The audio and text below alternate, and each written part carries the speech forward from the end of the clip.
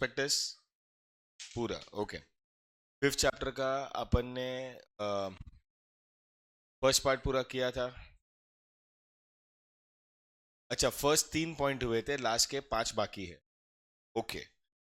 हाँ राइट, मैंने बोला था कि अभी टाइम नहीं तो वेल चालू किया।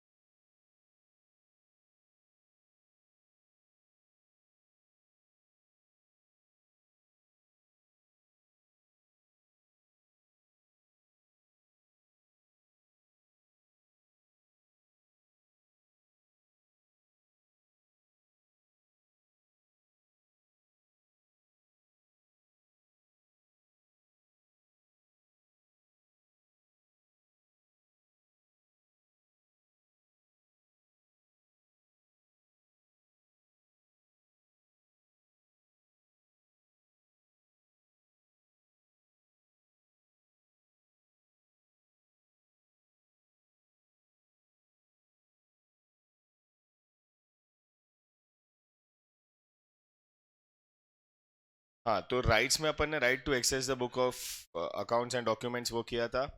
Right to make decisions, right to participate in general meeting and right to remove directors, ये 4 पॉइंट किए थे अपन ने, यस और no? Right, so now before we continue to understand the other rights of members, खाली first ये चार एक बार अच्छे से रिवाइज कर लो फास्ट, तो एक ये मिल जाएगा।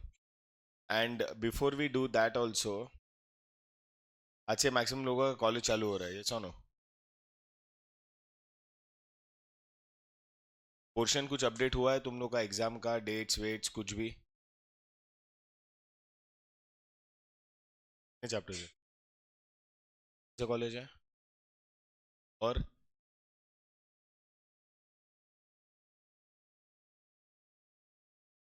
6 चैप्टर में से बाकी फर्स्ट टू 5 पूरा है।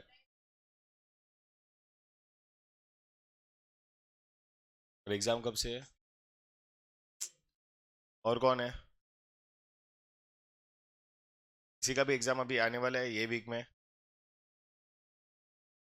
नहीं, नेक्स्ट वीक में। ये तेरा एग्जाम कभी है वाणी? और पोर्शन कुछ अपडेट किया है? जो कॉलेज है तेरा? Arts and commerce, science and commerce? ठीक है, तेरा सॉर्टेड है, तेरा सब कुछ हो गया है। तो कौन से कॉलेज में हो? वाणी, तू? वाणी?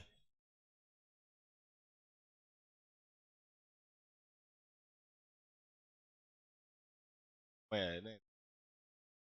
ठीक है, चलो वांदा नहीं, थोड़ा उतना रिवाइज कर लो क्विक।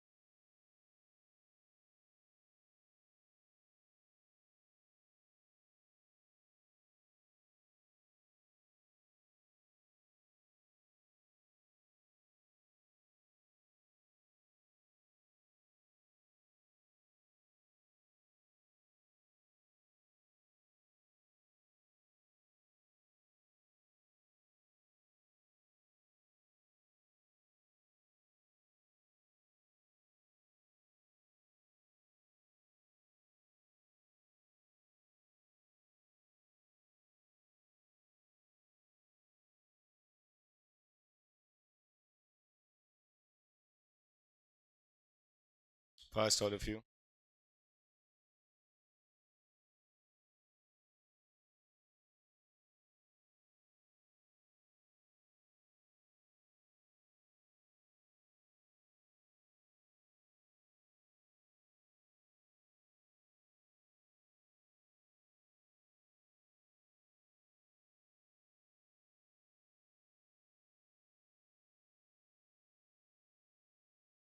टाइम कैसे लेट होता है?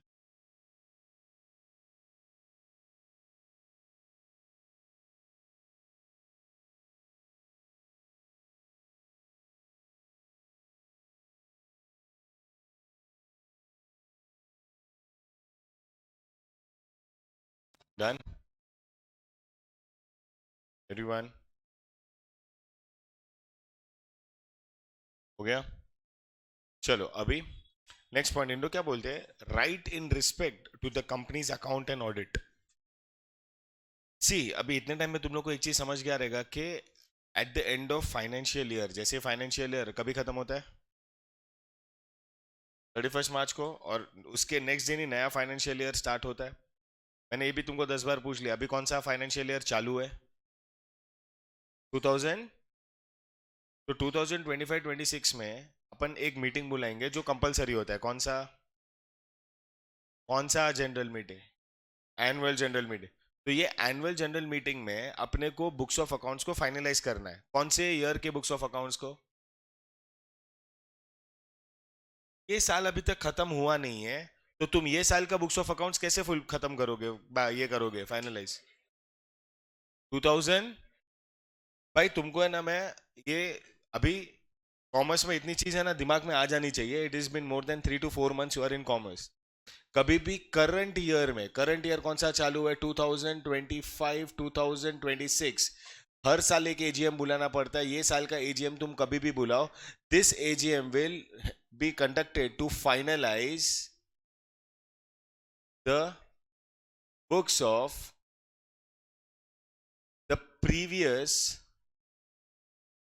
फाइनेंशियल ईयर, दैट इज 2024 2025, जो कभी खत्म हुआ था 31 मार्च 2025 को हो गया था. अगर तुमको इस साल का बुक्स ऑफ अकाउंट्स फाइनलाइज करना है तो इसके लिए तेरे को तुम लोग को नए फाइनेंशियल ईयर में जाना पड़ेगा, दैट इज 2026 2000. समझा कि नहीं समझा? बरोबर है? ओके. अब है ना, समझो आज के दिन पे अपनी ये मीटिंग चालू है. कौन सी? Annual general meeting. कौन सी? Annual general meeting. कौन सा तारीख है? 6 नवंबर 2025. यस और नो? अब क्या होता है इस मीटिंग में, जो तुम्हारे कंपनी का एक ऑडिटर होता है. कौन? Auditor. Auditor by profession chartered accountant होता है. वो ही तुम्हारे ये financial year, previous financial year के बुक्स ऑफ अकाउंट्स को क्या करता है? प्रेजेंट करता है. ओके. क्यों प्रेजेंट करता है? बिकॉज उसने उसको फाइनलाइज किया, उसने पूरा हिसाब किताब पूरे प्रीवियस ईयर का, starting from when, starting from 1 अप्रैल 2024 से लेके 31 मार्च 2025 के बीच में वो कंपनी ने जितना भी धंधा, बिजनेस, इनकम, लॉस जो भी किया है, उसका हिसाब किताब ये ऑडिटर क्या करता है? रेडी करके इस करंट ईयर के आज के तारीख में क्या करता है? वो ऑडिटेड रिपोर्ट्स प्रेजेंट करता है, जिसको अपने को फाइनलाइज करना है. अब एक चीज समझो, ये जो ऑडिटर है ना, उसका अपॉइंटमेंट क्या, ये auditors appointment was done in the previous annual general meeting. मतलब ये साल नहीं, उसके पहले वाले साल में जब भी अपन एनुअल मीटिंग बुलाया रहेगा, समझ लो एक तारीख पकड़ लेते. कौन सा? 15 सितंबर 2024. उस साल में जब कंपनी का उस साल का एजीएम बुलाया था, तब एक ऑडिटर को अपॉइंट किया था, जिस ऑडिटर ने उस फाइनेंशियल ईयर का बुक्स ऑफ अकाउंट इस फाइनेंशियल ईयर के एनुअल जनरल मीटिंग में प्रेजेंट किया है. समझा कि नहीं समझा?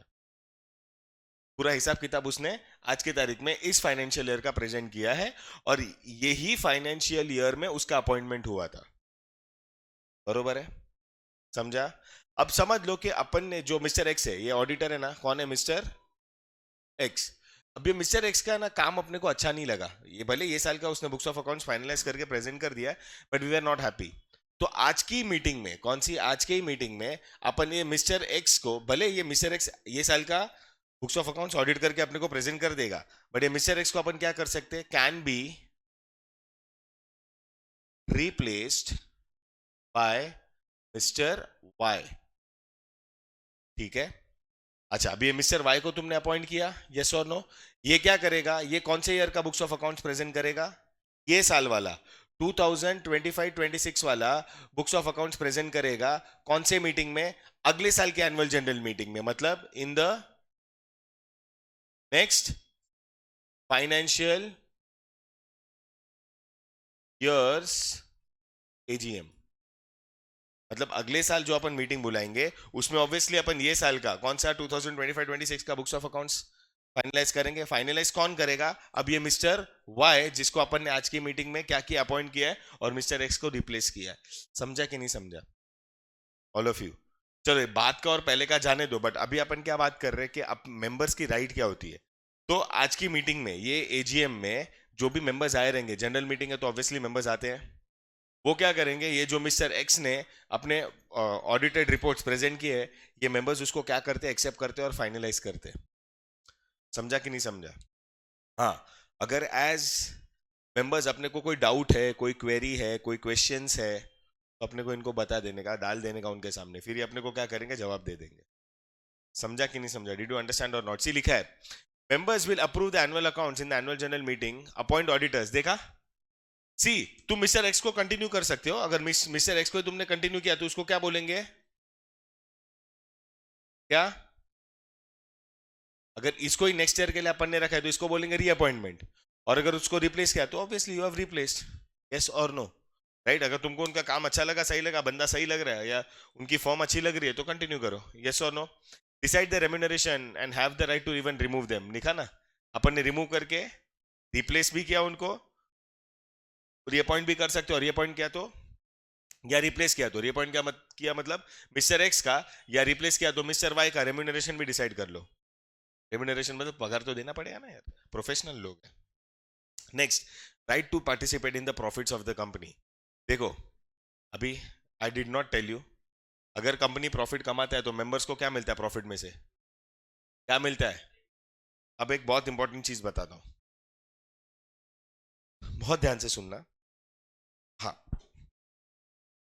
जनरल अगर कंपनी बिजनेस करता है, बिजनेस में प्रॉफिट्स आया, तो प्रॉफिट का है ना डिस्ट्रीब्यूशन होता है।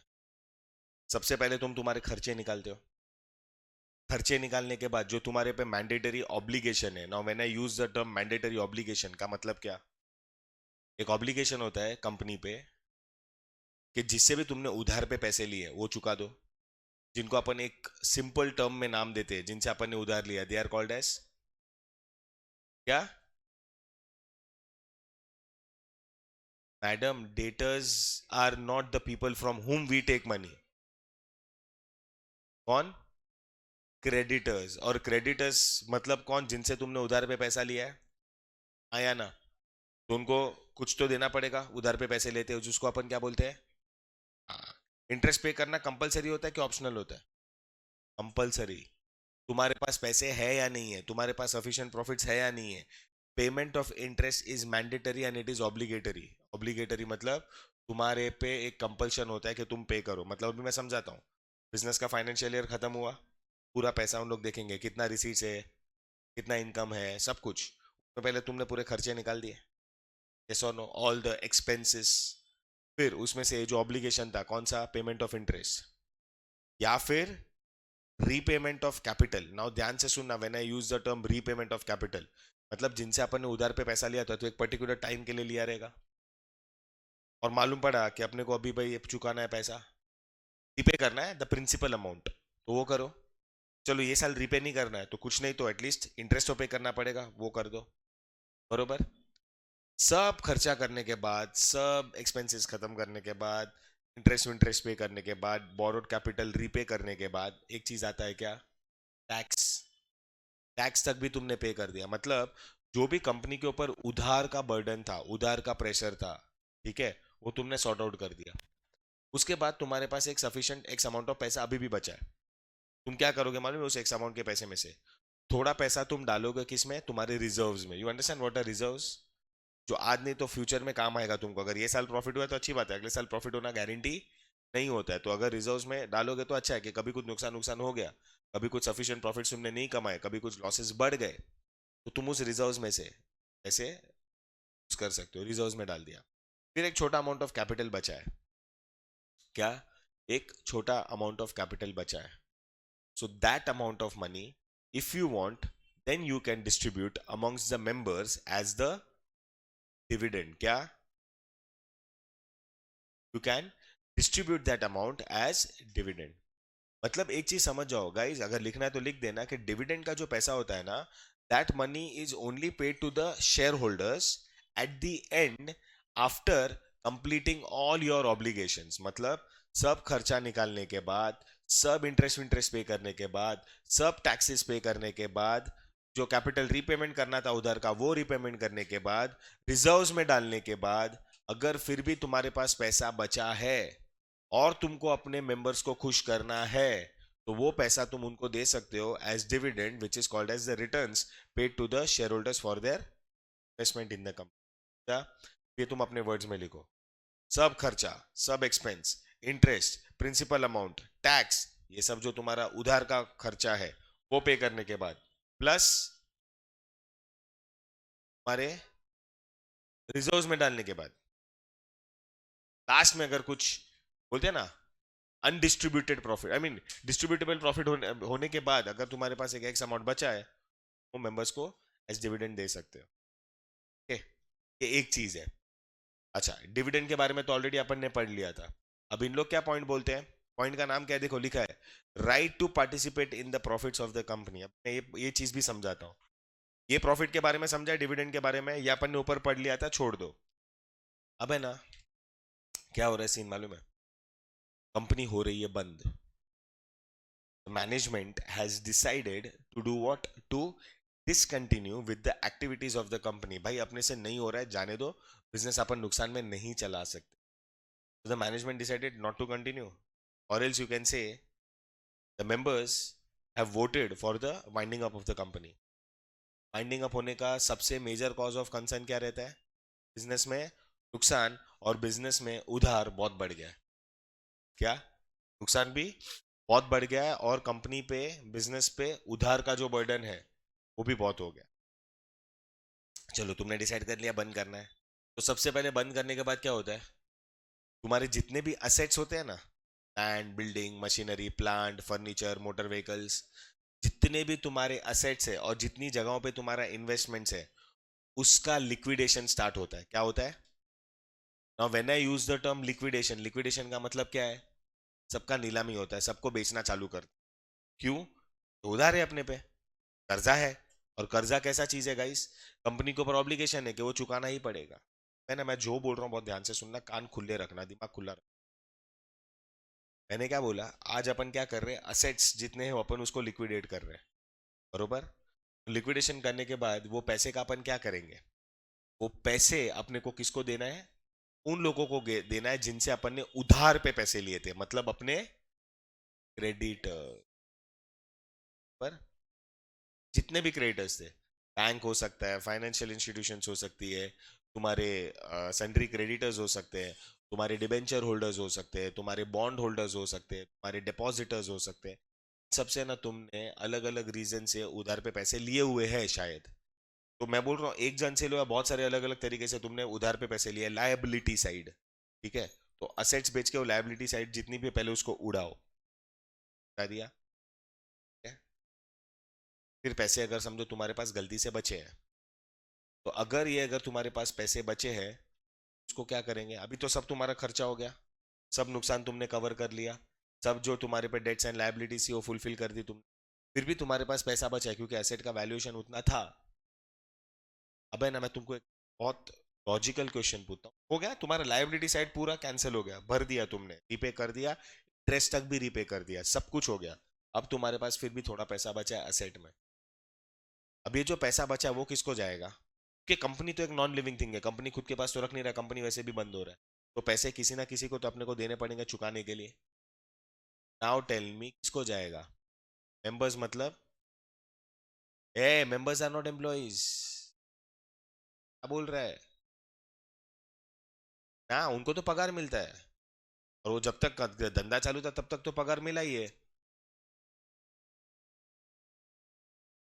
शेयर होल्डर, क्योंकि वो तो ओनर है। अब इसके पीछे लॉजिक क्या है मालूम है, क्यों शेयर होल्डर को पैसा मिलना चाहिए? बच गया तो अब बोलोगे सर पहले उनको दे दो ना, नहीं होता।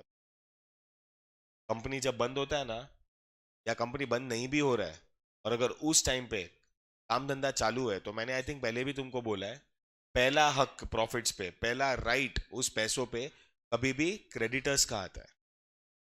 जिन्होंने कंपनी को उधार पे पैसे दिए ना, पहला हक हमेशा क्रेडिटर्स का आएगा। उनका प्रिंसिपल अमाउंट और उनका इंटरेस्ट का पेमेंट पहले होता है। इसके लिए जब अपन ने एसेट्स बेचे, तो मैंने क्या बोला, सबसे पहले अपन ने किसको पैसे दिए वापस? क्रेडिटर्स को। हक वैसा ही रहता है। ओके। अच्छा, अब मैं एक लॉजिकल क्वेश्चन पूछता हूँ। ये जितने भी एसेट्स अपन ने बनाए, एसेट्स क्रिएट किए, एसेट्स खरीदे, वो कौन से पैसे से खरीदे? किसके पैसे से खरीदे थे? शेयर होल्डर्स के पैसे से। कि जब कंपनी नया नवेला चालू हुआ था, मैंने लास्ट चैप्टर में आपको बोला था, जब कंपनी नया नवेला चालू हुआ था, उस टाइम पे अगर अपन ने सबसे पहला अगर पैसा किसी से लिया है, तो किससे लिया है? शेयर होल्डर से। और सबसे पहले उनसे पैसे लेने के बाद सबसे पहली चीज क्या खरीदी अपन ने? कंपनी के लिए असेट्स। नहीं तो असेट्स नहीं रहेगा तो धंधा कैसे करेंगे? लैंड, बिल्डिंग, मशीनरी, प्लांट रहेगा ही नहीं तो धंधा चालू कैसे होगा? तो लॉजिकल एक चीज दिमाग में बिठा लो, कि जब अपन ने धंधा चालू किया, तो पहला सोर्स ऑफ कैपिटल कौन सा था अपना? Share capital. और उस शेयर कैपिटल से अपन ने क्या खरीदा था? तो इसके लिए असेट्स का एक्चुअल मालिक कौन है? मतलब कंपनी है और उसके शेयर होल्डर्स है। आपके दिमाग में एक उल्टा सवाल आएगा कि सर अगर शेयर होल्डर्स के पैसे से एसेट्स खरीदा, तो जब कंपनी बंद हो रहा है, तो वो जब एसेट्स आप बेच रहे हो, तो उसका पैसा तो शेयर होल्डर को जाना चाहिए। This is the catch here. खरीदने के लिए तुमने एसेट्स का पैसा शेयर होल्डर से लिया था, लेकिन जब कंपनी बंद हो रहा है और तुम उसको अगर बेच रहे हो, तो उस पैसे पे पहला हक किसका जाएगा? क्रेडिटर्स का। उनका खाली प्रिंसिपल अमाउंट नहीं, उनका इंटरेस्ट भी चुकाना पड़ेगा। मतलब पहली बात तो लायबिलिटी साइड तुम्हारा क्लियर कर लो। उसमें फिर बड़े से बड़े क्रेडिटर हो, डिबेंचर होल्डर हो, बॉन्ड होल्डर हो, डिपॉजिटर्स हो, बैंक्स हो, तुम्हारे बेसिक सन्ड्री क्रेडिटर्स हो, सब पे कर दो। जो भी बिल्स पेएबल है वो सब खत्म कर दो। उसके बाद अगर पैसा बचता है, तो फिर आप ये अब पैसा किसको दोगे? शेयर होल्डर्स को। अब मैंने पता है लास्ट चैप्टर जब पढ़ाया था, तब मैंने आपको बोला था शेयर होल्डर्स भी दो टाइप के होते हैं। कौन से? Equity share holders and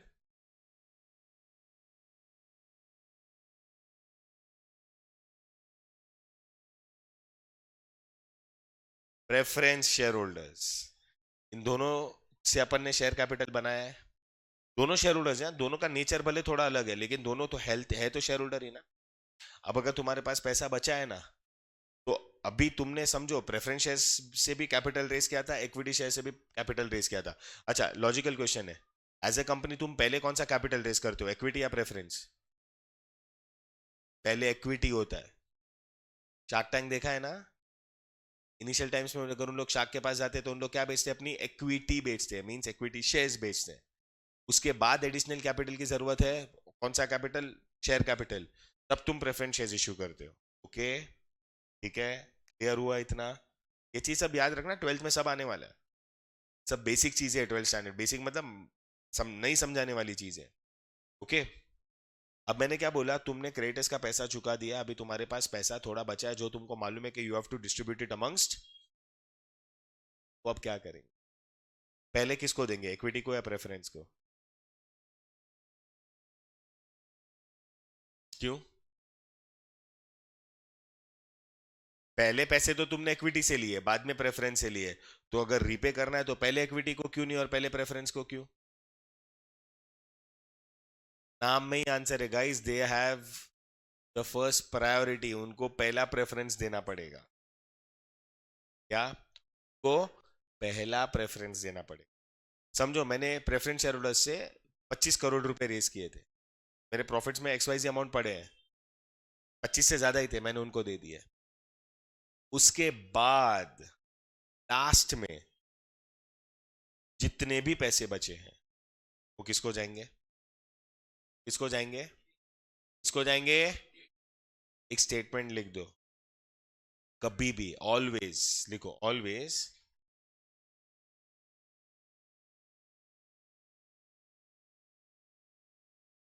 equity shareholders, equity shareholder shall get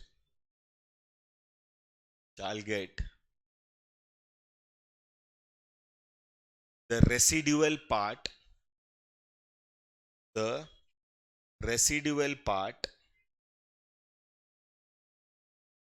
of the company's profits, of the company's profits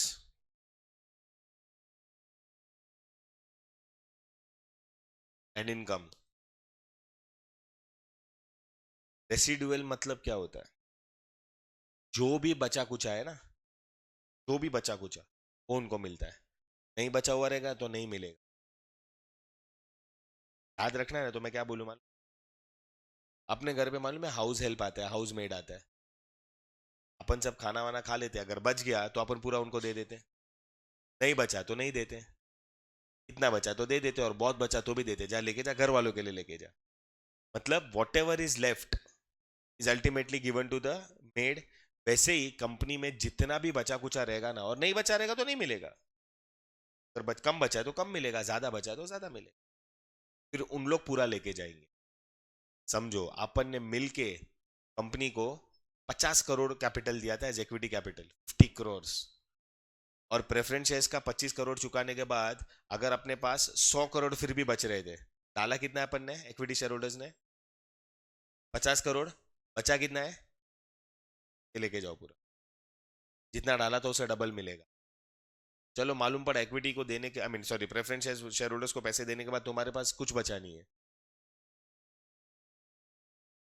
ना रिस्क होता है एक शेयर होल्डर्स, बचा तो जितना बचा उतना मिलेगा, फिर जितना तुमने डाला उससे कम है या ज्यादा है उससे फर्क नहीं पड़ता, लेकिन अगर जितना भी बचा कुचा रहेगा after the payment of the preference share holder. Profits का भी सेम सीन है गाइस, प्रॉफिट्स भी, धंधा अपना चल रहा है, कंपनी बंद नहीं हुआ है, तो जब कंपनी प्रॉफिट्स कमाता है तो पहले सब तुम क्रेडिटर्स का पैसा और उनका पैसा, मतलब अगर कैपिटल रीपे करना है तो रीपे कर दो, इंटरेस्ट पे करना है इंटरेस्ट पे कर दो, उसके बाद टैक्स विक्स पे करने के बाद अगर कुछ प्रॉफिट बचा तो तुम किसको डिस्ट्रीब्यूट करोगे, शेयर होल्डर्स को एज डिविडेंड। उसमें भी पहला डिविडेंड आप किसको दोगे, प्रेफरेंस शेयर होल्डर्स को, क्योंकि उनका रेट फिक्स होता है, और उसके बाद जितना बचा या नहीं बचा, नहीं बचा तो कुछ नहीं मिलेगा इक्विटी शेयर होल्डर्स को, और अगर बचा तो सारा उनके साथ ही डिस्ट्रीब्यूट हो जाए। मतलब एक्चुअल में ना 12th स्टैंडर्ड में एक टर्म है, equity share holders are the residual claimants of the income and profits of the company. मतलब अगर कंपनी ने अच्छा खासा इनकम कमाया है, प्रॉफिट्स कमाया है, ओके, तो डिविडेंड भी हो तो भी उनको लास्ट में मिलता है, लेकिन पूरा मिलता है, जितना बचा, 1 रुपया भी बचा रहेगा तो उनको मिलेगा। और अगर कंपनी बंद हो रहा है और अगर थोड़ा बहुत भी कैपिटल बच गया after the payment of, I mean after the repayment of the capital to the creditors and preference share holders, अगर लास्ट में कुछ बचा तो उनको, नहीं बचा तो कुछ नहीं। अब ये पॉइंट क्या था, right to have a claim on the surplus profit. Surplus profits मतलब मैंने क्या बोला मालूम है, जितना भी पैसा खर्चा वर्चा करने के बाद, जितना भी पैसा सब एक्सपेंसेस फुलफिल करने के बाद अगर बच जाता है, that is called a surplus profit. जितना भी बचाना सब शेयर होल्डर्स को जाएगा, मेंबर्स को जाएगा, फिर ये कोई नहीं बोलेगा, प्रेफरेंस शेयर होल्डर्स भी नहीं बोलेंगे, क्रेडिटर्स की भी नहीं बोलेंगे, और हमको तो तुमने 9% ही दिया, हमको तो तुमने 10% दिया, इक्विटी शेयर होल्डर्स को तो तुमने 30% दिया। भाई वो इक्विटी शेयर होल्डर बने थे, उनका उतना हक है, रिस्क भी उतना ही है कि नहीं बचा तो कुछ नहीं मिलता, अगर बच गया तो सब कुछ मिलता है। समझा कि नहीं समझा? This is called as surplus profit. जितना डाला तो उससे शायद ज्यादा भी मिलेगा इक्विटी शेयर होल्डर्स को। Did you understand all of you? समझा कि नहीं समझा? चलो नेक्स्ट पॉइंट पे जाते हैं, that is share holders right. मतलब एक बार तुम शेयर होल्डर बन गए, मेंबर बन गए, तो तुमको कंपनी की तरफ से क्या मिलेगा, शेयर सर्टिफिकेट। अगर शेयर सर्टिफिकेट के बारे में जानना है तो लास्ट चैप्टर याद कर लो। Share certificate is what, is the documentary proof issued by the company under its seal stating what, stating the ownership of certain number of shares in the company which is mentioned in the certificate. एक certificate पे अगर 25 share लिखा है और इसका नाम लिखा है तो इसके नाम के 25 शेयर है, तो ये डॉक्यूमेंट्री प्रूफ है तेरा, बरोबर है। अच्छा, मेंबर बनने के बाद सेकंड चैप्टर में फीचर्स ऑफ शेयर्स में पढ़ा, I mean features of joint stock company में पढ़ा था क्या, अगर आपको चाहिए तो आप आपके शेयर्स किसी को भी ट्रांसफर कर सकते हो, तो you can transfer your shares, yes और नो। अच्छा, rights issue and bonus issue. अबे ना मैं तुमको ट्राई करूंगा समझाने का, ठीक है? अगर समझा तो तुम्हारा, नहीं समझा तो 12th स्टैंडर्ड में अपन पढ़ेंगे। ओके, ध्यान से सुनो। नाउ ये कंपनी का ऑथोराइज कैपिटल है, याद है ऑथोराइज कैपिटल जो मेमोरेंडम में लिखा रहता है, हाँ या ना? ऑथोराइज्ड कैपिटल, अपन ने कंपनी का ऑथोराइज कैपिटल रखा था रुपीज से 10 crore divided into 1 crore shares of ₹10 each, बरोबर है? ये इतना अपना टोटल कैपिटल है, मैक्सिमम कैपिटल। उसमें जब अपन ने धंधा स्टार्ट किया और अपन ने कैपिटल रेस करने का सोचा, तो अपन ने थोड़े शेयर्स इशू किए, तो this is called as issued capital. Issued capital मतलब इसमें से अपन ने समझो 1 करोड़ शेयर में से अपन ने बोला मैं 50 लाख शेयर्स इशू करता हूं। कितना? 50 lakh shares issued at ₹10 each. मतलब अपन ने टोटल कैपिटल कितना जमा किया? ₹5 करोड़। हाँ या ना? इतना अपन ने शेयर्स देके इतना कैपिटल रेस किया जिससे अपन अपना धंधा चालू कर। ऑटोमेटिकली जो बाकी के शेयर्स है वो तुम्हारा क्या हो जाएगा? अनइश्यूड शेयर्स में जाएगा, हाँ या ना? ये अभी भी कंपनी के पास पड़ा है और अनइश्यूड है। कितने पड़े अनइश्यूड शेयर्स कंपनी में? दूसरे 50 लाख शेयर्स, 50 लाख। क्या कि नहीं समझा? बरोबर है? ये हो गया, ये हो गया। अब एक टाइम आया कंपनी में, 2 4 5 साल 10 साल है, any time, company needed additional capital. क्या कंपनी को एडिशनल कैपिटल चाहिए? तो दो चीजें हैं, ये तुम्हारा ओन कैपिटल है, या तो तुम क्या करो, बोरो करो, मतलब उधार पे लो जो क्रेडिटर्स, या फिर तुम भी तो इशू कर सकते हो। समझो तुमने अगर ये शेयर्स इशू किया तो this will be what, this will be और अगेन ओन कैपिटल ओनली। बस अभी इशू क्या है मालूम है? अगर तुम ओन कैपिटल और इशू कर रहे हो, मतलब ये शेयर्स तुम अगर इशू कर रहे हो, तो तुम्हारी ओनरशिप डाइल्यूट हो रही है। और समझा? सी, अनइशूड है मतलब अभी भी कंपनी के पास ही है, दे सकता है लेकिन दिया नहीं है, तो अभी भी कंपनी के पास ही है उसकी ओनरशिप, उतना हक उसके पास ही है, इतना दे दिया उसने। बरोबर है? समझ लो ये जो 10 करोड़ है ना, कंपनी का 10% है। 10 करोड़ में से तुमने अगर 5 करोड़ रेस किया है, तो उसमें भी कंपनी ने खाली 5% इक्विटी डाइल्यूट की है, दूसरी और 5% कर सकता है। मतलब होना चाहिए था कितना, 100 में से 10 माइनस करोगे तो 90% आज भी कंपनी के पास है। उस 90 में से 5 ही इश्यू किया, अब ये 5 बचा है उसके पास, 5 मतलब ये 95 है। बरोबर है? अगर ये 5% भी अगर इशू कर देगा, जो उसके पास राइट है, कर सकता है, उसका ऑथोराइज कैपिटल है, तो ये कितना हो जाएगा? 90%। तो अभी कंपनी के पास दो ऑप्शन है, या तो तुम ये ओन कैपिटल ही रेस करो bye issue of unissued shares, या तुम उधार पे ले लो। समझो कंपनी ने उधार वाला डिसीजन नहीं लेके बोला कि मैं ये करता हूं। बरोबर है? The company wants to offer the unissued shares. समझा इतना? ये पहले हो गया है, बरोबर है? धंधा हो गया था, सेट हो गया था, सेट हो गया था। अभी अभी मेरे को, हमको बिजनेस को एक्सपांड करना है, बढ़ाना है, डेवलप करना है। तो अगर एडिशनल कैपिटल की जरूरत है तो तुम्हारे पास दो सोर्स है ना, तुम उधार पे भी ले सकते हो, तुम ओन कैपिटल भी रेस कर सकते हो, बिकॉज आज भी तुम्हारे पास ये अनइश्यूड शेयर्स पड़े हैं। राइट? अगर कंपनी ये करता ना तो ये बात ही नहीं आता। चलो, अभी तुम्हारा क्या हो जाएगा, कैपिटल दो में डिवाइड होगा, थोड़ा ओन, थोड़ा बोरोड। हाँ या ना? बोरोड वालों को इंटरेस्ट पे करो, ये वो, और एक टाइम के बाद रीपे कर दो। ओन मतलब तो शेयर कैपिटल है, ये सब खर्चा होने के बाद बचा तो इनको डिविडेंड दे दो, वो सब, ये चीज होता। पर तुमने क्या किया, अभी भी बोरो नहीं किया है, और तुमने डिसाइड किया कि मैं ओन कैपिटल डाइल्यूट करता हूं, मतलब ओन कैपिटल से कैपिटल रेस कर दो। बरोबर? Now I am writing one statement, important है, लिख लेना नोटबुक में, टेक्स्ट बुक में। When a company is issuing those unissued shares, then the first priority is always given to the existing equity shareholders. This is because it's their preemptive right to be offered those shares at a rate lesser than the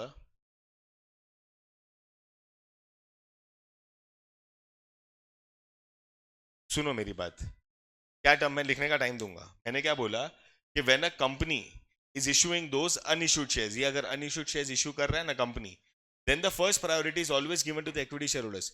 तुमको क्या लगा ये shares अगर offer करता तो किसको करता? Public को? नहीं, पब्लिक को करने के पहले जो तुम्हारे एग्जिस्टिंग शेयर होल्डर्स है ना, जिन्होंने ये शेयर्स लिए थे, उनको ये शेयर्स ऑफर करो। बिकॉज ये एग्जिस्टिंग इक्विटी शेयर होल्डर्स का इट्स अ प्रीएम्प्टिव राइट, जन्म सिद्ध अधिकार है कंपनी का मेंबर बनने के बाद कि जब भी कंपनी ये अनइश्यूड शेयर्स ऑफर करेगा, पहले तुम ये इनको ऑफर करो, वो भी मार्केट वैल्यू से कम रेट पे। ठीक है? हाँ, अगर इन लोग ने ले लिया अच्छी बात है, नहीं लिया तो तुम पब्लिकली दो। अब मैं तुमको नया टर्म सिखाता हूं, सुना तो रहेगा बहुत टाइम, लेकिन आज तुमको समझेगा। देखो, ये कंपनी ने आज तक कभी शेयर्स ऑफर नहीं किए थे पब्लिकली, ये तो फर्स्ट टाइम किया जब इन्होंने ये शेयर्स ऑफर किया। So when any company is offering its shares for the first time to the public, देखो डायरेक्टली अपन राइट्स इशू तो नहीं कर सकते क्योंकि आज तक कंपनी के मेंबर बने ही नहीं है, तो राइट्स इशू कैसे करेंगे? ये तो अपन ने फर्स्ट टाइम अपने 1 करोड़ शेयर में से 50 लाख शेयर उनको ऑफर किया publicly. So what am I saying is, if any company is offering its shares to the public for the first time, it is done via what? It is done via IPO। किससे? IPO का full form क्या है? Initial public offer, first time. बरोबर है? ध्यान से सुनना। उसके बाद जब कंपनी ये चीज करता है तो ये शेयर्स पहले अपन किसको ऑफर करेंगे? तुम्हारे एग्जिस्टिंग इक्विटी शेयर होल्डर्स को, as what? As their rights issue. ये क्या होगा? इसको क्या बोला जाएगा? राइट्स इश्यू, क्योंकि एग्जिस्टिंग शेयर होल्डर्स का एक प्री एम्प्टिव राइट है, इसके लिए उसको राइट्स इश्यू बोलते हैं। पर ये कंपलसरी नहीं है, लेना नहीं लेना तो मत लो। अच्छा, एक और चीज लिखता हूं, these shares shall be offered in the ratio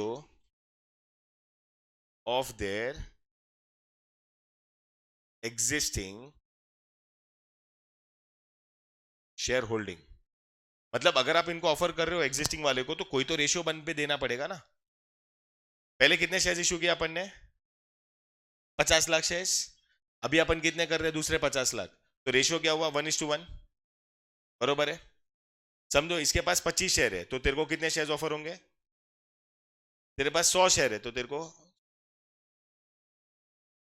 अब और डिटेल में जाऊं, भले तुमको नहीं जानने का जरूरत है लेकिन और डिटेल में जाता। समझो, तेरे पास 25 शेयर्स थे, ठीक है? तू अभी तक डिसाइडेड नहीं है तेरे को लेना है कि नहीं लेना है। इसके पास 100 शेयर थे तो इसको 100 तो ऑफर होंगे। तू बोली कि नहीं, मेरे को 100 नहीं, मेरे को 150 शेयर चाहिए। 100 तो तेरे को मिलेगा ही, पर तूने एडिशनल 50 शेयर के लिए और एप्लीकेशन डाला है, मिलेगा तो मिलेगा। अब ये कब मिलेगा मालूम है? एडिशनल शेयर्स जब इसके जैसे लोगों ने, समझो, ये शेयर्स के लिए अप्लाई नहीं किया बिकॉज इसको नहीं करना था, तो इसके 25 शेयर बच गए। मैं अभी भी बोल रहा हूं, अगर कंपनी राइट्स शेयर्स ऑफर करता है ना एग्जिस्टिंग शेयर होल्डर्स को, तो it is not compulsory for them to buy. ना भी बोल सकते नहीं लेना है, तो ये 25 शेयर शायद तेरे को मिल जाए। 50 नहीं मिले बट 25 मिले, तो तेरे को मिले टोटल 125। 100 तो तेरा हक था मिलना क्योंकि वो तो रेशियो है। क्या समझा ऑल ऑफ यू? पर अभी समझो, एक चीज और बताता हूं। एग्जिस्टिंग शेयर होल्डर्स को 50 लाख शेयर ऑफर किया, बहुत सारे लोग ने लिए लेकिन थोड़े लोग ने नहीं लिए। लास्ट में तुम्हारे समझो 5 lakh shares, 5 lakh shares remained क्या? अनसब्सक्राइब्ड। क्या? It remained. फिर क्या होगा?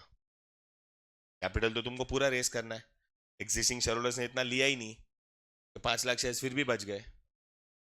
तो ये जो 5 लाख शेयर है ना, अभी किसको दिया जाएगा? पब्लिक को, via FP. PO is public offer, F मतलब फर्दर या फॉलो अप। किसी भी कंपनी में आईपीओ एक ही बार होता है। कंपनी में आईपीओ कभी भी देखने तो एक ही बार होगा, उसके बाद तो नहीं होगा ना। इनिशियल तो एक ही होता है ना, फर्स्ट है फर्स्ट ही होता है, बाकी सब सेकंड होता है, सेकंड थर्ड वर्ड।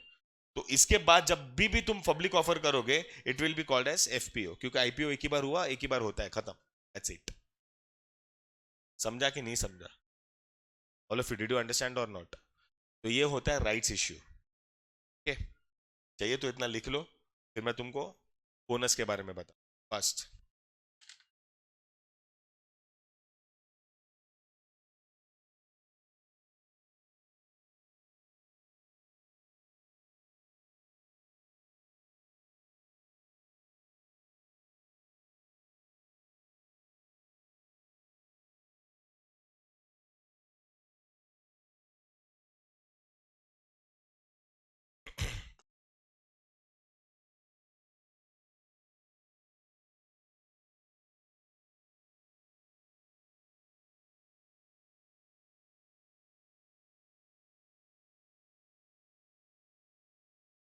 ऑफर्ड,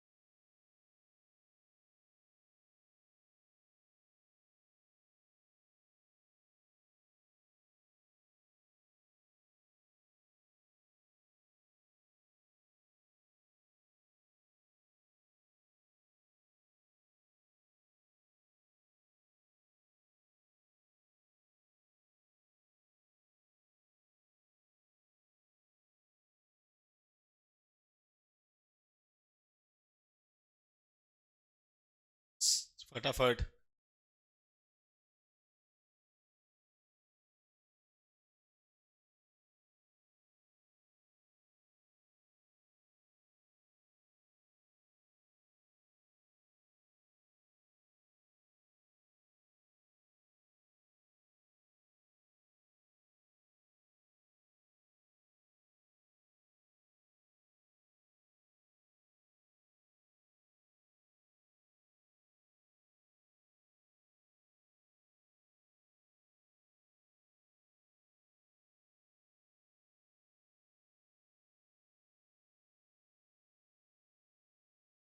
हुआ? Fast girls.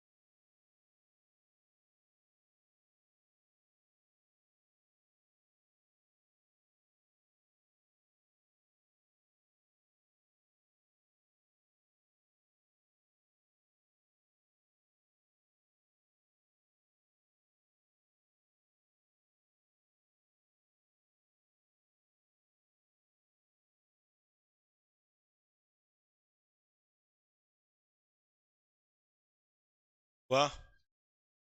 everyone, okay. अब I'll just dictate.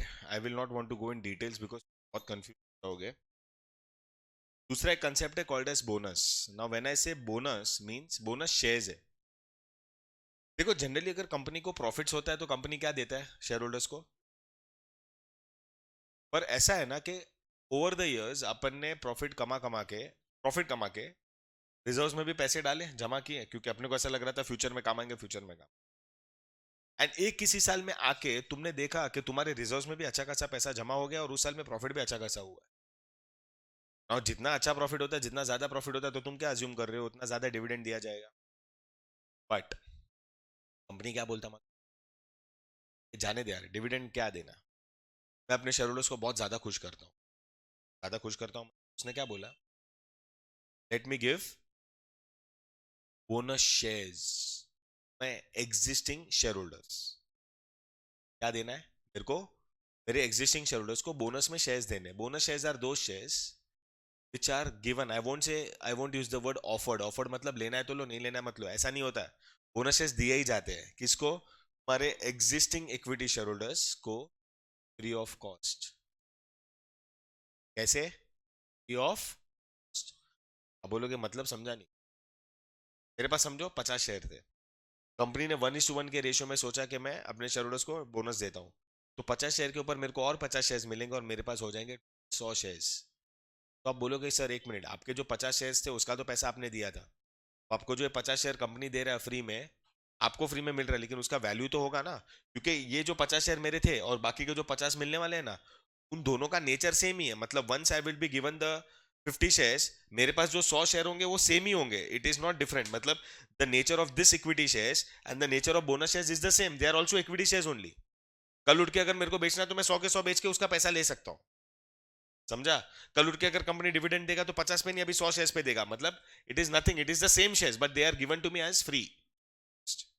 तो ये 50 का पैसा मैंने दिया था, बाकी का 50 मेरे को फ्री में आ रहा है, कंपनी उसका खर्चा उठाया। अब बोलो सर कंपनी क्यों खर्चा उठाया? कहाँ से उठाया? जस्ट आपको बोला ना, उसका पैसा कंपनी कहाँ से देता है? वही रिजर्व्स में जो प्रॉफिट्स पड़े थे, वही जो ये साल के प्रॉफिट्स थे, जिनको उन्होंने कन्वर्ट किया किसमें? They have converted that into.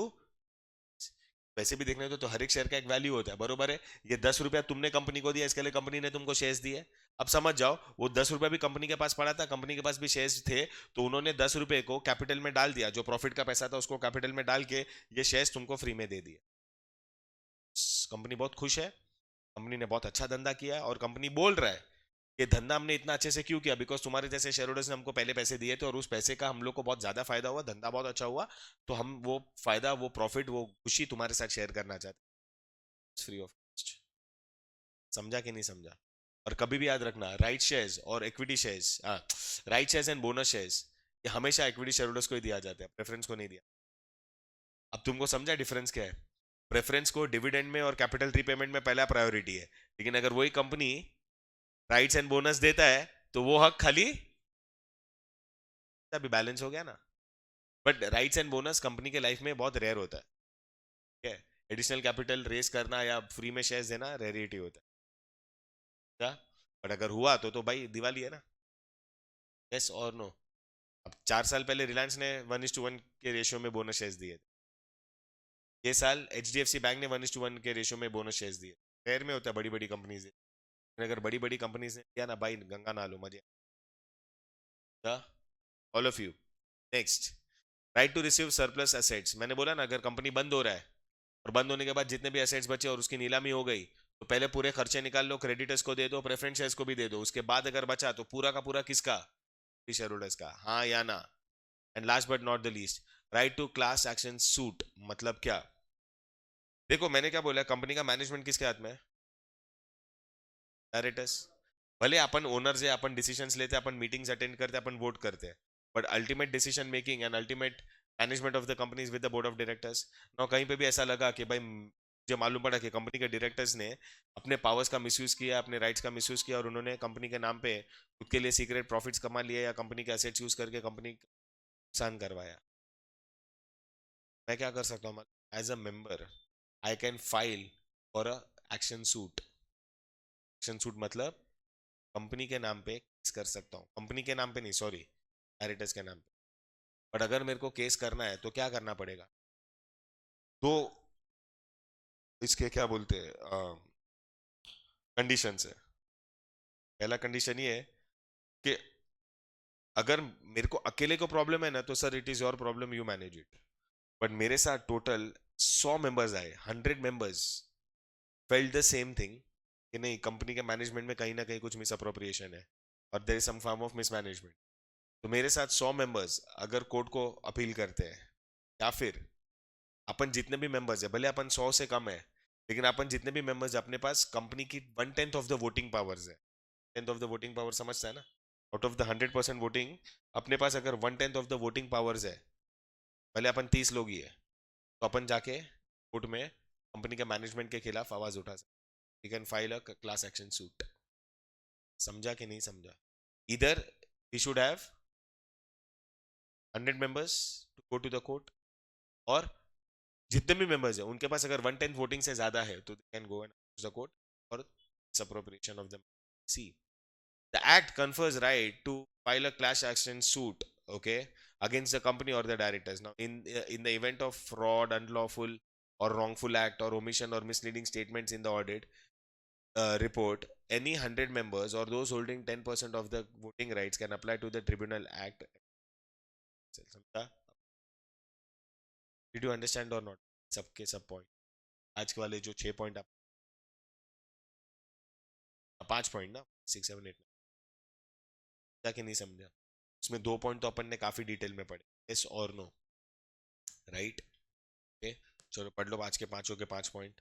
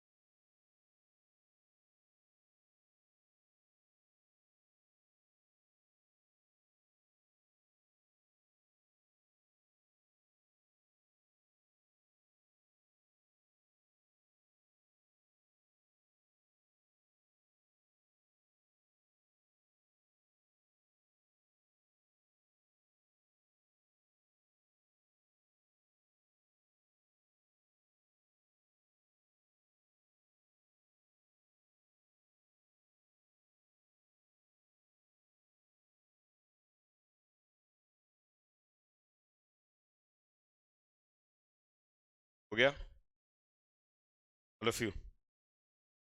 चलो, अब नीचे एक छोटा टॉपिक है ड्यूटीज एंड लाइबिलिटीज वाला, और नहीं भी पढ़ोगे तो इतना बड़ा पार्ट नहीं है, बट जस्ट देख लो एक बार, what are the duties and liabilities. See, a member is bound to the company for by the overall covenants of articles. मतलब आर्टिकल्स में एज अ मेंबर तुम्हारे पे जो जो ड्यूटीज एंड रिस्पॉन्सिबिलिटीज को फुलफिल करनी है वो तो तुमको मेंबर बनने के पहले चेक कर लेना चाहिए था.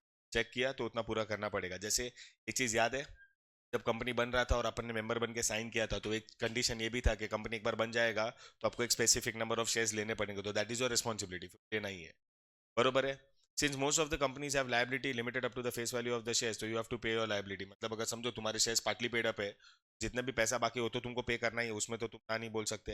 And last, in case of unlimited liability company, अगर समझो कंपनी के एसेट्स सफिशिएंट नहीं है तो तुमको तुम्हारे पर्सनल एसेट्स भी अटैच करने पड़ेंगे, because you are a member of what, you are a member of a company with unlimited liability. समझा कि नहीं समझा? बरोबर है.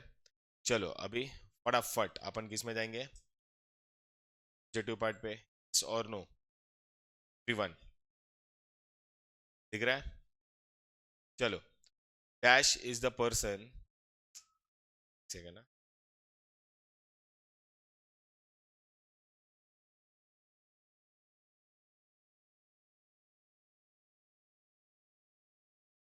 Dash is the person whose name is entered in the register of members.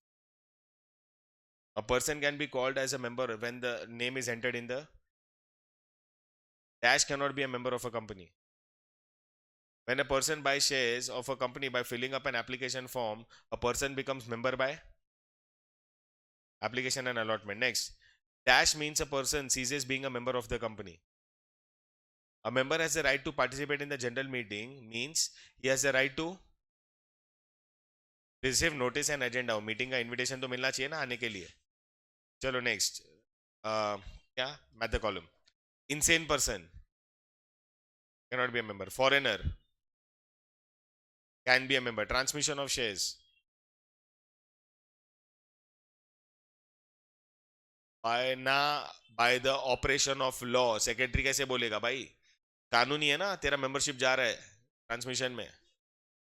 Surrender of shares, cessation of membership, right of a member,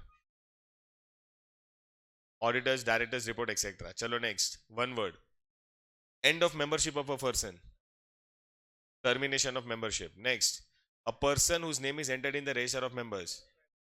member, a person है ना तो member आएगा, members नहीं आएगा. book in which the name of all members are entered, register of members. becoming a member of a company, acquisition of membership.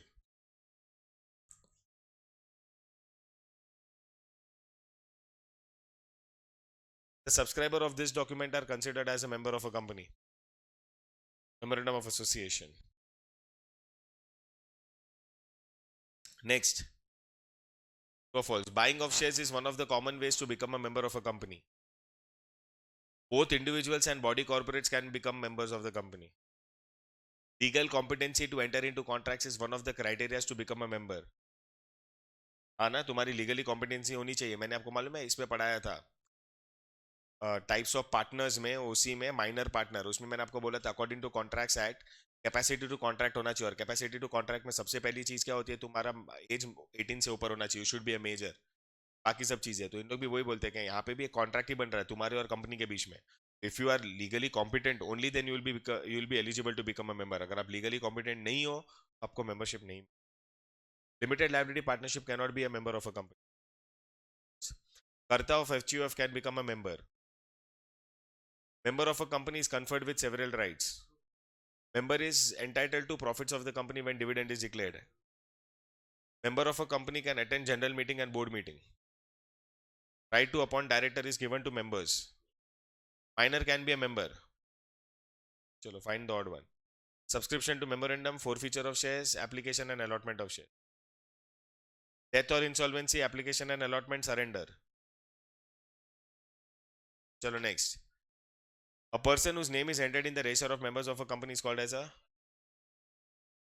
In case of death or insolvency of a member, he will cease to be a member of the company. Members have a right to appoint and remove the चलो next, minor can not be a member, cooperative society can be a member, can hold shares in the name of partners, correct the underline word. A minor can be a member of a company, correct करो. A major can be a partnership firm, can be a member of a company. हम डाल दो किसी का भी, joint stock company, limited liability partnership लिखो, LLP can be a member of. चलो अभी case studies. Mrs and Mr A, ऐसा है क्या? अच्छा. Work in a bank, they have a daughter named miss G, is 11 years old. Can Mrs. and Mr. A invest in the shares of a company? हाँ. Can they buy shares in the name of their daughter Miss Z? नहीं ना. Justify the answer in A and B. A क्यों? Because दोनों major है, दोनों में competency है, legally competent है, तो कर सकते हैं. मिस जी क्या है? She is a minor, she can not have the competency to contract, तो she can't. Okay next. Messrs ABC is a partnership firm owned by Dr. A, Dr. B, Dr. C. The doctors want to invest the profits of ABC in the share of a company. Can Messrs ABC buy the shares of a company? Yes, but in the name of the partners. Huh? ABC का registration and legal status शायद ना हो, ठीक है, but partners के नाम पे वो खरीद सकता है. Okay. Can profits of messrs ABC be invested in the shares, I mean sorry, invested in shares held in the name of doctor ABC. हाँ. कैन पार्टनरशिप फर्म का जो प्रॉफिट है वो एबीसी के नाम पे तुम इन्वेस्ट कर सकते हो कंपनी में. पार्टनर का प्रॉफिट है ना, तो उसको तुम यूज कर सकते हो इन्वेस्टमेंट करने के लिए, शेयर्स खरीदने के. Are the doctors eligible to invest in the shares of the company? 100%. Individuals है ना. चलो next. G limited has some investable profits. Sorry, Zen Limited. Please guide Zen Limited with respect to the following. Can Zen Limited invest in the shares of itself? हाँ. उसको buyback बोलते हैं. मैंने पढ़ाया था तुमको बायबैक. प्रॉफिट्स बढ़ गए तो तुम खुद के शेयर्स खरीद सकते हो. Can Zen limited invest in the shares of 10 limited? हाँ. और दोनों को जस्टिफाई कर लो कि अगर तुमको बायबैक करना है तुम बायबैक भी कर सकते हो, और दूसरे कंपनी में तुमको इन्वेस्ट करना है तो इन्वेस्ट भी कर सकते हो. यस और नो? समझा ऑल ऑफ यू? पक्का 100%? चलो अभी है ना 6 चैप्टर का ना मैं इंट्रोडक्शन पार्ट बोलता हूँ. 6 चैप्टर क्या है? It is about directors. Yes और नो? क्या हुआ, बोलना बेटा. पूछ. समझ गया कि नहीं समझ? स्पेसिफाई करना कि दोनों कंपनीज है, कंपनी का लीगल स्टेटस होता है, खरीद सकते हो. एक लीगली जिसके पास स्टेटस होता है वो दूसरे कंपनी में, कोई प्रॉब्लम. ओके चलो, what I am saying is next chapter किसके बारे में? It is about the management of a company. Management is with whom? With the directors. अब ऐसा क्या हुआ, ऐसा क्यों हुआ कि मेंबर्स को सी मजबूरी आ गई कि उनको कंपनी का मैनेजमेंट, उनकी खुद की कंपनी का मैनेजमेंट, खुद की कंपनी, ठीक है, जो उन्होंने खुद ने बनाई है, खुद के पैसे डाले. ठीक है, जिसमें मेरा पैसा रहेगा तो साला मैं ही मैनेज करना चाहिए ना, क्योंकि सोल ट्रेडिंग में सोल ट्रेडर मैनेज कर रहा था, पार्टनरशिप में पार्टनर्स मैनेज कर रहे थे, जॉइंट इंडू में फैमिली मेंबर्स मैनेज कर रहे थे. जॉइंट स्टॉक कंपनी ऐसा क्या होगा कि मैनेजमेंट किसी और को, डायरेक्टर्स को? यही था. बिकॉज बिकॉज क्या, मेंबर्स एक तो बहुत अलग अलग जगहों पे स्प्रेड है, कंपनी का मैनेजमेंट तो एक जगह पे होता है, one thing. Second, not everyone will have the capacity, capability, qualification, skills to manage a company. तीसरा, you are way too many in numbers. Company में मैनेज करने के लिए इतने ज्यादा लोगों की जरूरत नहीं है. चौथा, समझो तुम्हारे में स्किल्स भी है और तुम्हारे में इच्छा भी है, लेकिन जहां पे कंपनी का मैनेजमेंट ऑफिस है उधर से तुम काफी दूर हो, रोज क्या ट्रैवल करोगे? मेरी ऑफिस मुंबई में, बंदे लोग इंटरेस्ट है पुणे और दिल्ली में, तो इधर आएंगे क्या रोज के रोज? ये मेंबर्स की बात. Last but not the least, जो लोग मेंबर्स हैं उनका अपना पर्सनल लेवल में कुछ काम रहेगा ना. अब फॉर एग्जांपल उधर ऊपर लिखा था डॉक्टर ए बी सी, दोनों तो, तीनों तो प्रोफेशनल डॉक्टर्स थे, उन लोग क्या कंपनी का मैनेजमेंट करेंगे कि पेशेंट लोग को देखेंगे? They have their own set of duties and responsibilities. तो ये जितने भी लोग मेंबर बने ना, जितने भी लोगों ने डिसाइड किया कि हाँ हम लोग मेंबर बन के कंपनी को मैनेज करेंगे, वो सारे के सारे मेंबर्स ने एक चीज डिसाइड की, क्या? कि लेट्स डू वन थिंग. लोग अपने आप में मच नहीं करते, हम लोग अपने आप में झगड़ा नहीं करते, वी आर तो way too many in numbers. Let us give the responsibility of the management of the company to special class of people who are interested also, who are qualified also, and who will work as per our directions. जब इन सारे के सारे members ने ये चीज decide की और management का रिस्पॉन्सिबिलिटी एक ग्रुप ऑफ लोगों के हाथ में दिया, those group of people are collectively called as what? They are collectively called as board of directors, and individually they are called as director. समझा कि नहीं समझा? रीजन मैंने क्या बोला? बहुत सारे रीजंस थे जब अपन ने डिसाइड किया कि अपन अपने कंपनी का मैनेजमेंट किसी और लोगों के हाथ में दे. समझा कि नहीं समझा? पहला रीजन क्या था? भी अपने पास क्वालिटी नहीं है, क्वालिफिकेशन नहीं है, मे बी अपने को इंटरेस्ट नहीं है, मे बी अपन किसी और चीज में कमिटेड है, मे बी अपन बहुत दूर रहते हैं, बहुत सारे रीजन हो सकते हैं. यस और नो? एंड अगर इतने ज्यादा लोग, मतलब करोड़ों लोग मेंबर्स होते हैं, लाखों लोग मेंबर्स होते हैं, लाखों लोग के लाखों लोग तो मेंबरशिप, आई मीन मेंबर्स बन के मैनेज तो नहीं करेंगे. ये कॉन्फ्लिक्ट ऑफ इंटरेस्ट हो सकता है, डिस्प्यूट्स हो सकते हैं, भी हो सकता है, मिसअंडरस्टैंडिंग्स हो सकती है, आर्ग्यूमेंट्स हो सकते हैं. जाने दो, आपने कोई मगजमारी चाहिए ही नहीं. We all collectively will decide and name a few people who are going to manage the affairs of the company, and those people are called as what? See, as we've already learned that a company has a unique feature of separate ownership and management. बरोबर है? Owners कौन है? और यही share holders ने किसको manage करने दिया है? Yes or no? So, because a company is an artificial person who needs a human agency to manage and control its working and to run the day-to-day affairs, तो इसके लिए ने क्या किया? डिसाइड किया. Now following are the reasons which leads to the separation of ownership and management. पहली बात, it's a large business having vast scope of business. Scope तो बहुत अच्छा खासा है भाई, तुम इंटरनेशनल लेवल तक जा सकते हो. एंड बिकॉज तुम्हारे पास large number of share holders हुआ scattered all over the place, for them management will become impractical. तीसरा, this interest on the part of the share holder to manage. भाई मेरे को इंटरेस्ट नहीं, मेरे को समझ में नहीं आता, मेरे पास पैसे, मैं पैसे दूंगा, मैनेज तुम कर लो. चौथा, incapability in terms of qualification, inability most of the share holders to manage the company. और कहीं ना कहीं अपने को कंपनी को मैनेज करने के लिए we need certain specific class and qualification वाले लोग. तो उसी रीजन से लोग सब मेंबर्स ने एक समझदारी वाला डिसीजन लिया कि जाने दो, अपन ये सब मगजमारी नहीं करते, अपन ये सारे चीज अपने सर पे नहीं लेते, अपन अपने आप में झगड़ा नहीं करते. What we do is we collectively appoint a few people. 7 8 10 लोग को अपन अपॉइंट करते हैं जिनमें स्किल्स भी है, जिसमें टैलेंट भी है, जिसमें क्वालिफिकेशन भी है, जिनमें इंटरेस्ट भी है, और उन लोग कंपनी में आके कंपनी का मैनेजमेंट करेंगे. Those people, thus appointed by the members, are collectively called as board of directors. See, so company is an artificial person which has no physical existence, will need these human efforts to look after their functioning and day-to-day activities. So in any other case, shareholders or owners would have fulfilled this duty, but we have already discussed why they cannot. So the company needs to have a setup or a structure to organize the activities. इसके लिए देखो table आया है जहाँ पे सबसे ऊपर कौन है? शेयर होल्डर से अपने नीचे किसको अपॉइंट किया है? Board of directors. Board of directors के नीचे एक या दो इंपॉर्टेंट लोग आते हैं, कौन है? मैनेजिंग डायरेक्टर्स या सीईओस. और उनके नीचे दूसरे केएमपीज आते हैं. केएमपीज का फुल फॉर्म है, मैंने फर्स्ट चैप्टर में बोला था, की मैनेजरियल पीपल. इसमें आता है CFO, CO, CLO, CTO, CMO, CS etcetera. क्या कि नहीं समझा? इस हिसाब से तुम्हारा पूरा का पूरा मैनेजमेंट स्ट्रक्चर बना हुआ है.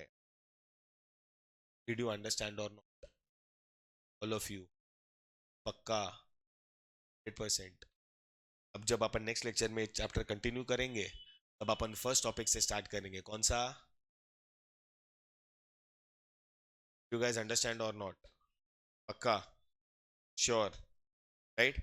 अच्छा, अभी बिफोर वी वाइंड अप, ये जो ऊपर वाले जो ये है ना, क्या है मालूम है? इधर से फर्स्ट लाइन है ना, as we already know that the company has unique feature of ownership and management, full stop. Okay, फिर आए काम करो ऊपर का चारों लाइन, और ये जो 4 पॉइंट है ना, 1 2 3 4, ओके, ये फटाफट लिख लो फास्ट.